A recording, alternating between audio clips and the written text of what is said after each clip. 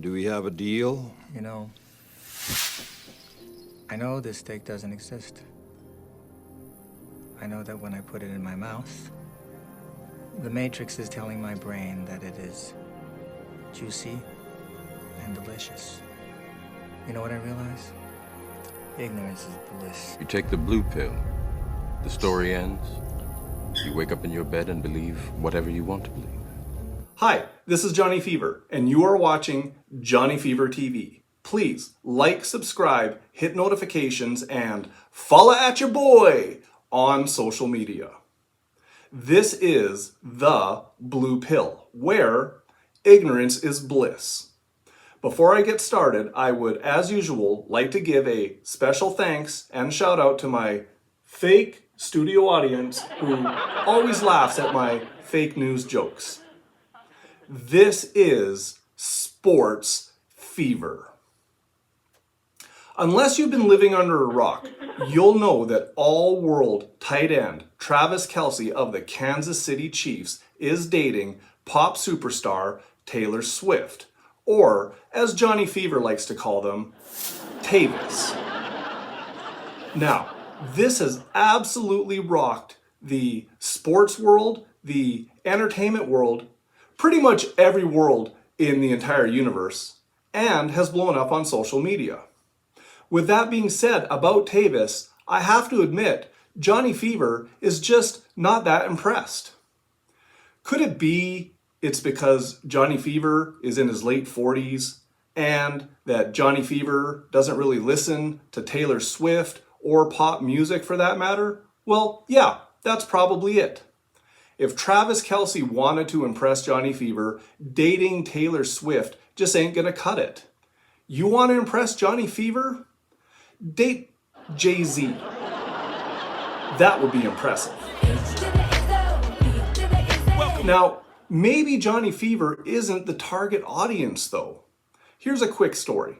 Whilst Johnny Fever was at the pub waiting for the start of the Chicago Bears Kansas City Chiefs game, Johnny Fever almost blew out his eardrums when Taylor Swift made the first appearance on the screen.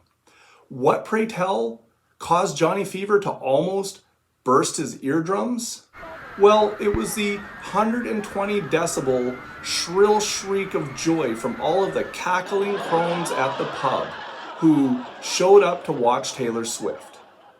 Now, although it's likely that this broke all of the local noise ordinance, Johnny Fever thought it was an absolutely incredible show of support for the Kansas City Chiefs and for Tavis from the gaggle of 30-plus-year-old post-wall women. So, if you ask Johnny Fever, Tavis is absolutely fantastic for the morale of the dusty post-wall women who've passed their prime. Sorry, when a woman is considered to be in her prime in her 20s. That tuned in to the Chiefs game to catch a glimpse of Tavis. Tavis gives all of these older women hope. It gives them hope that they too can still land a high-value man.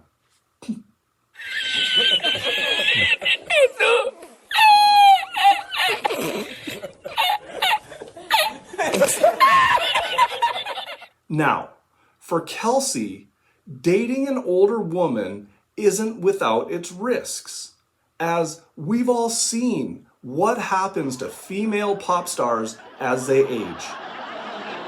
Yikes. Just saying.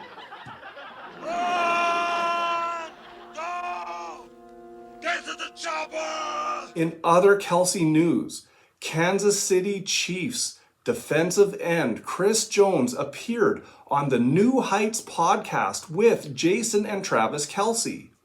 According to Jones, he had a very embarrassing event happen to him while doing the 40-yard dash event.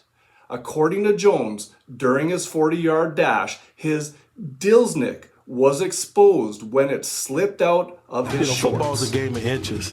Now, Although Jones's 40 time was a measly 5.03 seconds, slow by NFL standards, Johnny Fever has confirmed with the Guinness Book of World Records that Jones's time is in fact the fastest ever recorded for the three-legged race. Dicks down to this motherfucker. In other sports news, Colin Kaepernick claims he still has what it takes to play quarterback in the NFL. Stop the cap. I guess this is why they call him Cap. Now, part of Cap's problem is his infamous documentary where he analogized playing in the NFL to being a slave. Now, this was obviously short-sighted on Cap's part, but Johnny Fever does hope that Colin Kaepernick gets a second chance. Everybody deserves a second chance, and I hope that Colin does in fact get to play quarterback in the NFL again. If Colin ever did find himself back in the NFL playing quarterback, it would definitely give the phrase "moving the chains" a new meaning. In legal news, civil suits are flying all over the place as fantasy football owners who started the Denver Broncos defense against the Miami Dolphins in their 70-20 loss are suing the Broncos for ruining their fantasy football season. Broncos fans are also considering a class action lawsuit against the Broncos for misrepresentation and fraud by claiming that the Denver Broncos are a professional football team. On the bright side, the Broncos did win a prestigious award this summer as the second gayest team in the NFL, awarded by yours truly, Johnny Fever. Hill TV Pride Month Extravaganza, and you can't have a Pride Month Extravaganza top gayest teams in the NFL without the number 2 gayest team in the NFL, and that is the Denver Brokeback Broncos. Hell yeah, the Denver Brokeback Broncos are the second gayest team in the NFL. You would have been number 1 if it wasn't for number 1. You can see the Broncos and all of the other winners by watching Johnny Fever's Pride Month Extravaganza, the top 7 gayest teams in the NFL. See the link below in the description. In injury news, New York Giants running back Saquon Barkley injured himself shortly after penning a new deal with the Giants, after he held out for most of the preseason, which seems to validate the Giants and the rest of the NFL owners in their belief that signing running backs to high-value contracts is just not a good investment. Unless, of course, you are Christian McCaffrey. When NFL insiders were asked, why is McCaffrey worth so much more than his colleagues at the same position, like Barkley and Jones, who have similar production, the unanimous response was, "'Cause he's white, duh." During the preseason, the top NFL running backs had a Zoom call to discuss the unfairness of running back salaries in the NFL. The running backs say they deserve to get paid as much as the other players. The running backs, with their lack of understanding, is eerily similar to that of the complaining women's basketball and soccer players, who are always nagging about the same non-issue, making NFL running backs the NFL's equivalent of nagging women athletes. Am I right? Now, if only the WNBA players would take the lead of NFL running backs and hold out for the 2024 season. In other words, not play. It would spare sports fans of being forced to watch WNBA highlights on sports news shows on ESPN. Who, by the way, won an honorable mention in the top 7 gayest teams of the NFL that was previously mentioned. But the holdout would save the WNBA owners tens of millions of dollars in revenue, which might actually justify a raise for the WNBA players. By just not playing the season, the league would save tens of millions of dollars. Think about that.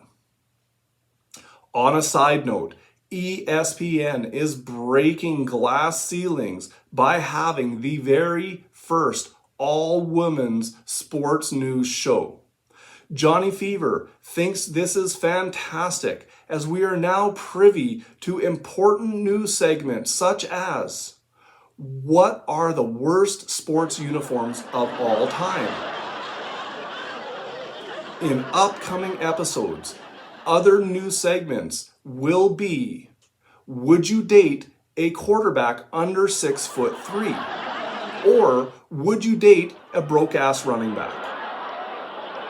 Another riveting story on the all-women's sports news show is expected to be why getting 7 points for a touchdown and an extra point is not inclusive for female football fans trying to keep score. The math was done by a woman. Back to the WNBA. Social media influencer G. Dion was kicked out and banned from WNBA games for falling asleep during a WNBA game, proving once again that the WNBA is in fact the greatest cure for insomnia known to man.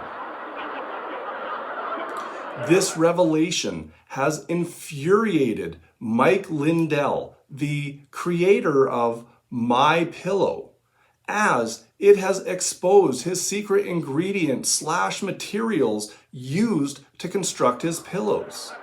Yes, Johnny Fever doesn't know how he does it, but My Pillows are made of WNBA games. And his new line of bed sheets are apparently made of U.S. women's soccer games.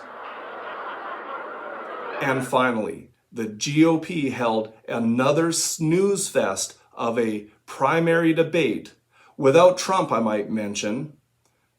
It was so boring and viewed by so few people that it is obviously drawing comparisons to the WNBA and women's sports in general. They stink at basketball. That's the problem. In the last bit of sports news, the infamous simp and cuckold Adam 22, who let this guy bang his wife, apparently has beef with former NFL great Antonio Brown, who volunteered to also bang his wife. Adam 22 was infuriated by Brown's offer, saying that he's not going to let just any black guy bang his wife. If you want to bang his wife, you better be a professional. And that makes it okay. This is great news for married men all over America who are now flocking en masse to Las Vegas, where it is legal to pay for a booty call, as cheating is now okay, so long as it's with a professional. Nice. Nice. Nice. Nice. Nice. Nice. And that is Sports Fever.